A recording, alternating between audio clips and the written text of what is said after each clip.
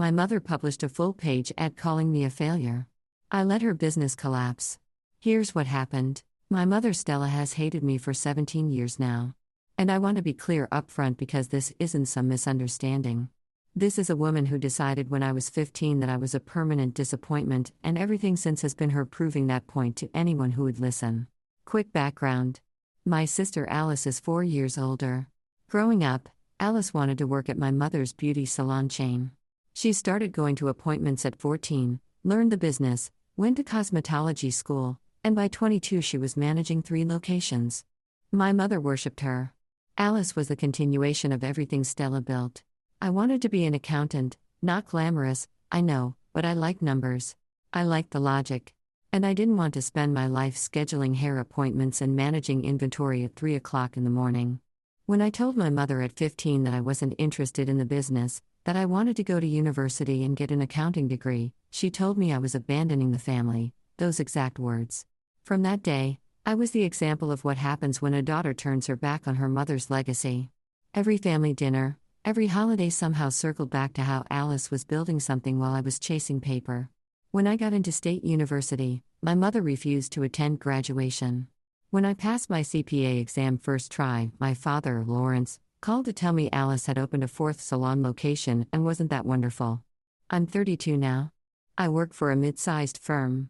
I make decent money, own a small house, have a retirement account. Not rich, but stable. And I've spent the last decade watching my family treat me like some cautionary tale. About 5 years ago, something shifted in me. I stopped being heard and started being angry. Really angry. The kind of angry where you start keeping track of things. I documented every insult, every dig, every public comparison to Alice. Not for legal reasons, but because I wanted to remember exactly what they did, so when the time came, I wouldn't feel guilty about what I was going to do back. 2 weeks ago was Mother's Day. I hadn't spoken to my parents since Easter when my father cornered me at my Aunt Maureen's house to tell me I was wasting potential by not joining Alice's spa management company. I said I was happy where I was and he said happiness wasn't the point. Family was the point and I was failing at family. I drove home thinking one day they're going to push this too far. One day they'll do something so public that I'll finally have permission to push back. Mother's Day was that day. My neighbor Regina knocked on my door around noon. She's 73, reads the local paper every morning, and has known me for years. She was holding a newspaper looking like she didn't know what to say. She just handed it to me and said I should see this before anyone else showed me. I opened to the marked page, a full-page ad. My mother had purchased an entire page in our local newspaper, Circulation 40,000, titled An Open Apology for Raising Nicole. The ad listed my annual salary, which my father extracted from me at Christmas 2 years ago, claiming he needed it for family financial planning. It listed my credit score. It listed my SAT scores from 15 years ago. It mentioned I had been divorced in my mid-20s. At the bottom in bold, my home address with if anyone wants to see what failure looks like. I stood on my porch reading this and I didn't feel shocked. I felt confirmed. This was exactly who my mother was. She finally put it in writing where everyone could see. Over the next 2 days, I learned the extent. My father, Lawrence, purchased 500 copies. He mailed them to extended family, my mother's business contacts, people from their church, neighbors from 3 different neighborhoods we lived in. He included handwritten notes explaining they were reaching me with tough love because I had strayed from the family. My sister Alice took one ad, had it professionally framed, and hung it in the lobby of her spa management office. She added a placard beneath it. Motivation: don't end up like my sister. Her employees see that daily. Her clients see it walking in. She turned my humiliation into office decor. The final piece came Monday at work. My colleagues were quiet. Not normal quiet, but avoiding eye contact quiet. My supervisor, Frank, called me into his office before I sat down. Someone mailed a copy directly to the company addressed to him with a handwritten note. You should know who you hired. Frank showed me the envelope. The handwriting was my father's. I recognized it from 18 years of birthday cards with subtle digs about my life choices. Frank said he had no intention of taking this seriously employment-wise. My work spoke for itself, but he wanted me to know. He asked if I needed time off. I asked to photograph the envelope and note for my records. He said yes. I went back to my desk and started working on something I'd been loosely planning for 5 years. When you're the family scapegoat for 2 decades, you learn things. You learn who owes what to whom. You learn which relationships are transactional. You learn what people are afraid of losing. My mother's salon chain has been struggling. Alice's firm is doing better, but she has a weakness our mother doesn't know about yet. My father's entire social identity is built on being patriarch of a successful family, and that identity is more fragile than he realizes. I spent Monday and Tuesday making lists, checking information I'd gathered over years, confirming certain things were still true. Wednesday, I started making moves. Nothing dramatic, nothing giving them warning, small, methodical steps. Thursday morning, my phone started ringing. My father ignored my mother, Alice, my mother again. My Aunt Maureen from an unknown number. By Thursday noon, over 100 calls.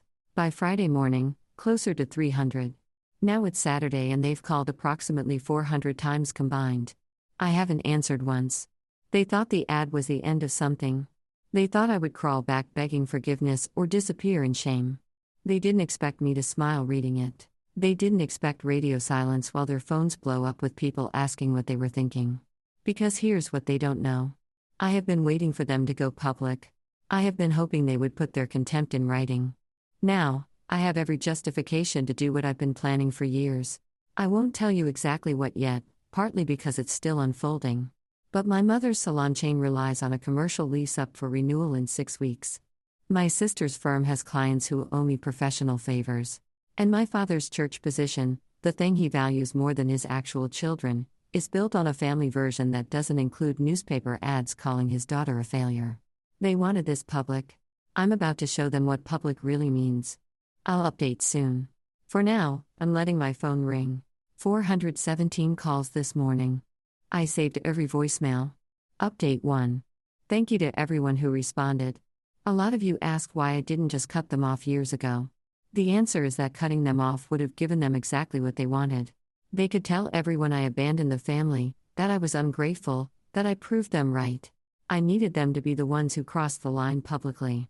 Now they have. Sunday morning, my mother showed up at my house. I was in the garage when her car pulled into my driveway. She walked toward me like she was expecting me to apologize. That's Stella. In her mind, everything she does is justified, and anyone who reacts negatively is the problem. She started immediately about how I was being childish by not answering my phone. She said she and my father had been trying to reach me for days. She said the ad was meant to be a wake-up call because they loved me and were worried about my life direction.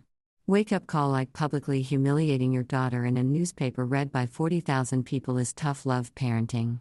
I let her talk. I wanted to hear how she would justify this. Stella always has a reason. When she refused to come to my graduation, the reason was I had hurt her by rejecting the family business. When she told relatives I was wasting my life, the reason was she was trying to motivate me. The reason is always that she is the victim. After 5 minutes of explaining how the ad was for my benefit, she got to the real point. People had been calling her. Business contacts, church members, neighbors. They wanted to know what kind of mother takes out an ad like that. A few said directly it seemed cruel. Here's where Stella revealed exactly who she is. She didn't say she regretted it. She said these people were sticking their noses where they didn't belong and she needed me to call them and explain this was a private family matter and that I wasn't upset. She wanted me to do damage control for her. She wanted me to call people who saw her humiliate me and tell them it was fine. No big deal. Just mom being mom. I told her no. I said what she did was designed to hurt me publicly and it worked. But I wasn't going to help her clean up the mess she made with her own reputation. She got angry. Said I was always like this, always making things difficult. She brought up Alice. Of course, Alice understood family. Alice worked hard. Alice didn't sit in an office pushing numbers while her mother's legacy crumbled. That's when I learned something interesting. My mother's salon chain isn't just struggling. It's in serious trouble. She lost 2 major franchise contracts in the last 4 months. Without them, she can barely cover lease payments on her flagship location. The lease coming up in 6 weeks isn't just a renewal, it's a crisis. If she doesn't renew at favorable terms, she might shut down entirely. Stella let this slip while ranting. She said Alice had offered to absorb the salon chain into her spa management firm, but the terms weren't good enough because Alice wanted too much control. So Stella is stuck between losing her business or handing it to Alice on Alice's terms.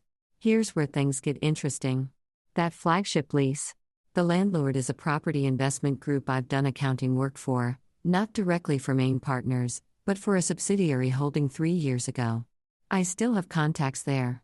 Professional contacts, the kind where if I asked about lease terms on a specific property, someone might tell me. I didn't say this to Stella. I just listened. When she finished, I told her to leave my property.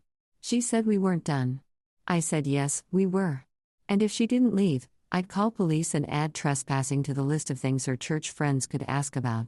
She left, slammed her car door. Monday brought my father. Lawrence doesn't show up unannounced, so when I saw his car after work, I knew this was calculated. He was on my porch with a pie like he was just being neighborly. His approach differed from Stella's. He said he was worried about me. The ad was Stella's idea, and he had reservations, but went along because he thought it would finally get through to me. He bought copies and mailed them because Stella asked. He included notes because he believed I needed to hear from family. I asked about the letter he sent to my employer. The one addressed to my supervisor with a note about knowing who they hired. He went quiet, then said that was also Stella's idea. I told him I didn't believe that the handwriting was his. The tone was his. Stella would have written something aggressive. That note was subtle and cutting in exactly the way Lawrence operates. He sent it because he wanted to embarrass me at work separately from the newspaper campaign because he wanted his own piece of my humiliation. He didn't deny it. He said I was being dramatic and my employer surely understood it came from love. I asked if he understood what he did could have gotten me fired. He said I was exaggerating and any reasonable employer would see it was family concern. This is my father. He believes attempting to sabotage my job is acceptable because he's family. So his motives must be good. Impact on my life doesn't matter because his intentions were loving. I told him to take his pie and leave. He asked if we could talk like adults. I said adults don't mail humiliating ads to 40 people with handwritten notes, then expect pie to fix it. He left the dish on my porch and drove away. Tuesday, I answered a call from my Aunt Maureen because she's always been reasonable. She received a copy and was appalled. She asked if I was okay. I told her I was handling it. Then I asked why Stella had always treated me this way. Why my choice to become an accountant turned into 17 years of contempt. She was quiet. Then she told me something I'd never heard. When Stella was young, her mother had a small business that failed. Stella's older sister went to college and became successful while Stella stayed home trying to save the family business. She failed. It closed. Her sister never helped, never acknowledged what Stella sacrificed. Stella built the salon chain to prove her sister wrong. When I chose education over the business, chose to be like her sister instead of her, she saw betrayal, not just of her, but everything she'd sacrificed. It explained a lot, but it didn't excuse anything. Wednesday, I made my first real move. I reached out to my contact at the property investment group holding my mother's flagship lease. I asked casually about commercial lease trends, what terms looked like for renewals. Professional conversation. What I learned, the group is looking to redevelop that property within the next year. They're not offering renewal at any terms. They're letting the lease expire and demolishing the building. My mother doesn't know this. She thinks she's negotiating for better terms. She doesn't know there won't be terms at all. Now I have a choice about whether to tell her. Update 2. A lot happened since my last update. Some of you said I should walk away and let karma handle it.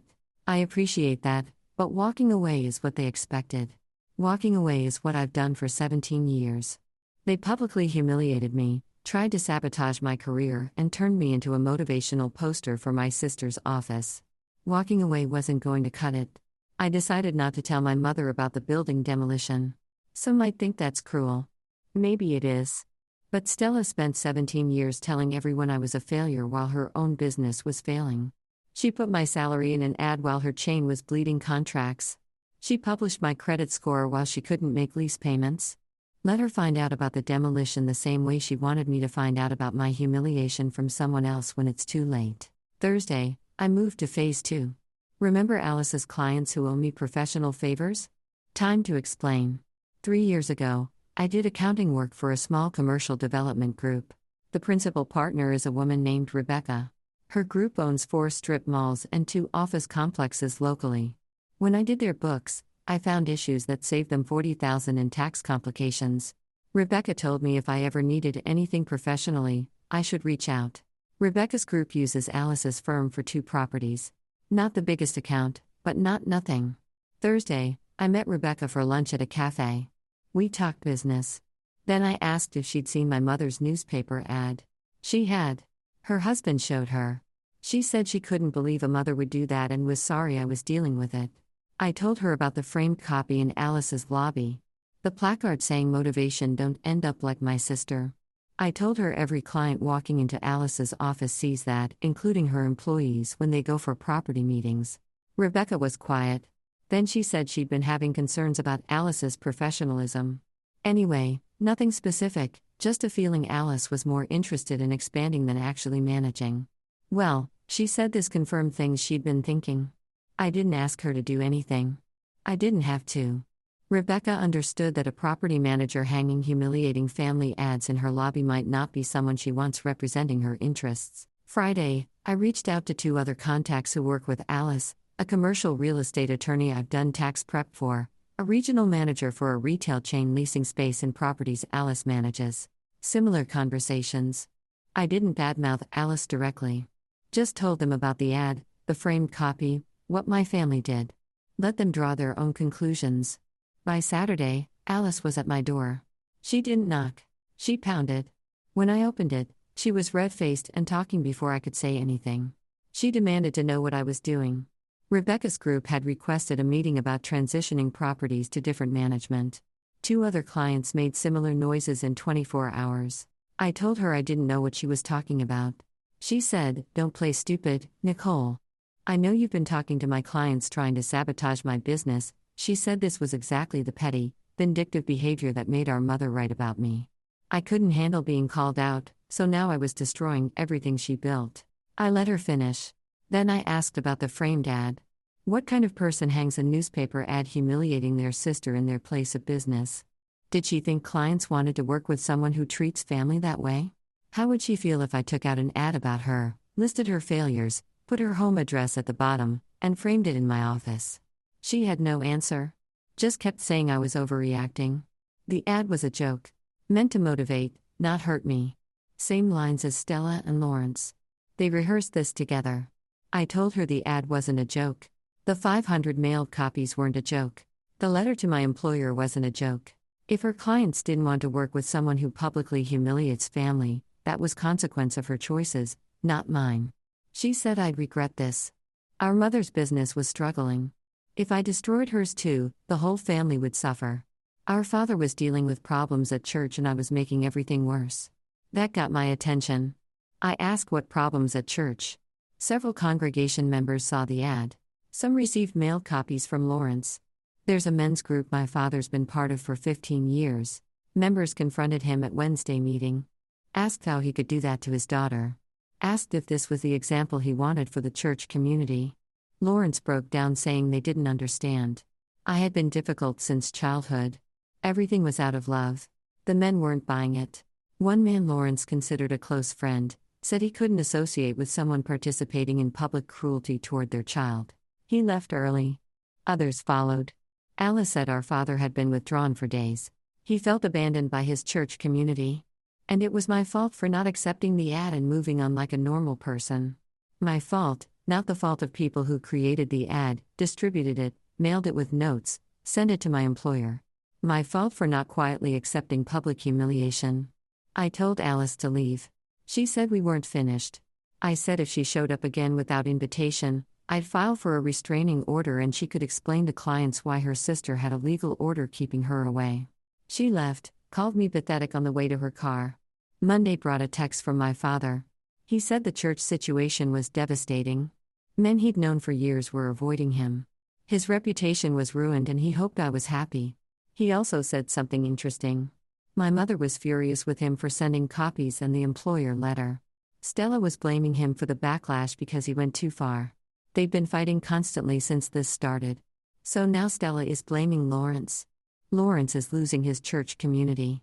Alice is losing clients. And the building holding my mother's entire operation will be demolished in less than a year. And none of them know yet. I haven't decided what to do next. Part of me says this is enough, but another part remembers 17 years of being told I was a failure. 17 years of comparison to Alice, 17 years of my father's cuts and my mother's contempt. That part isn't satisfied yet. Final update. This is the last update. A lot of you have been following this, and I want to give closure because writing these posts has helped me process everything. 2 weeks after my last update, Stella found out about the building. Not from me, from the property investment group directly.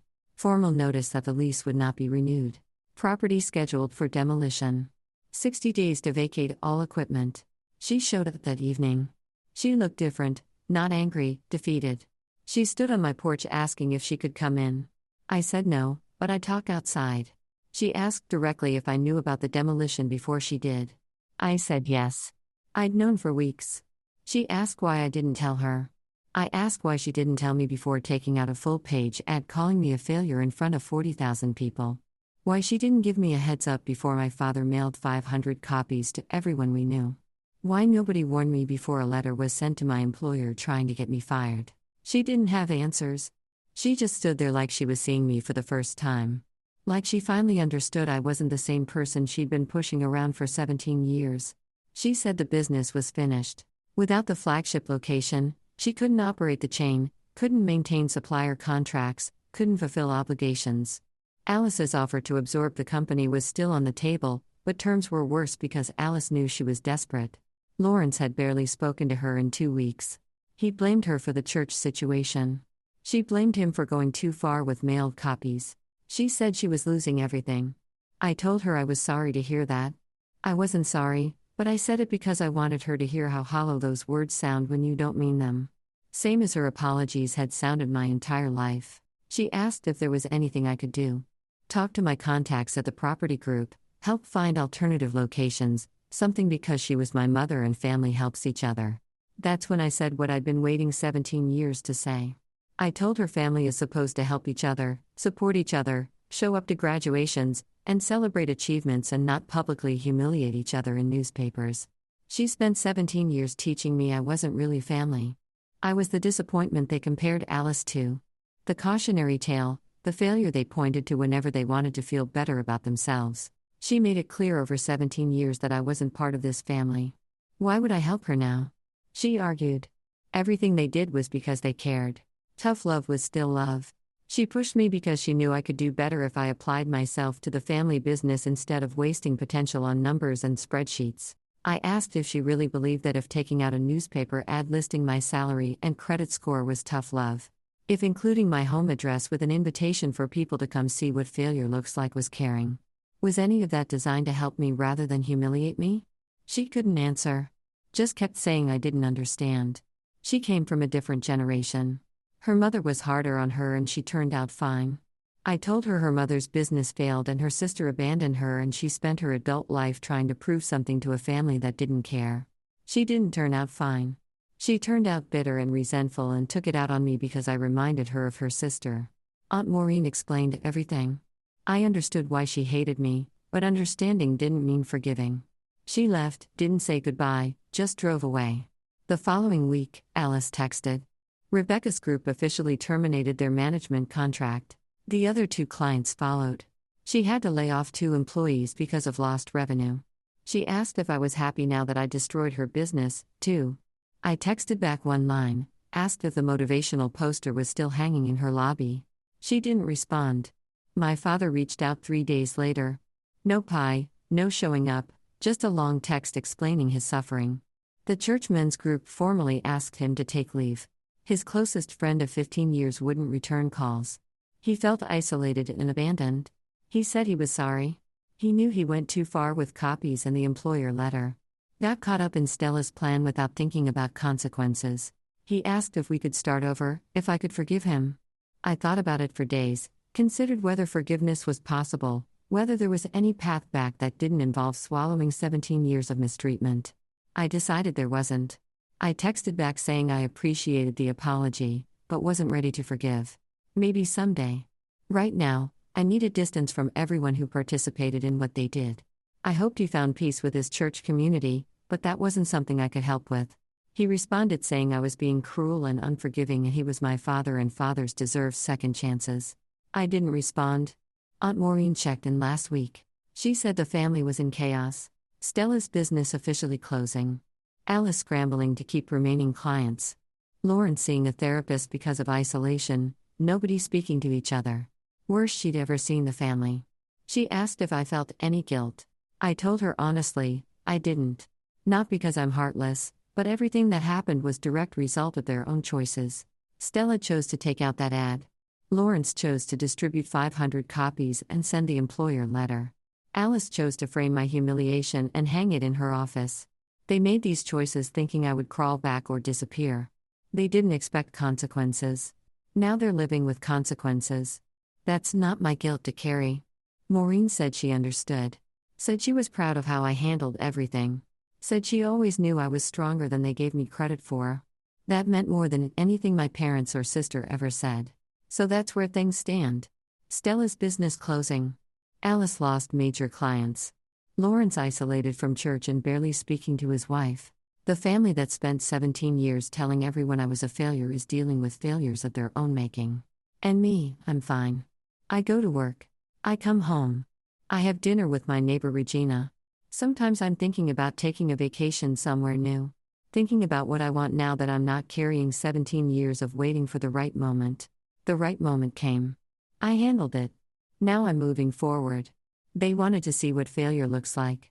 I hope they're enjoying the view.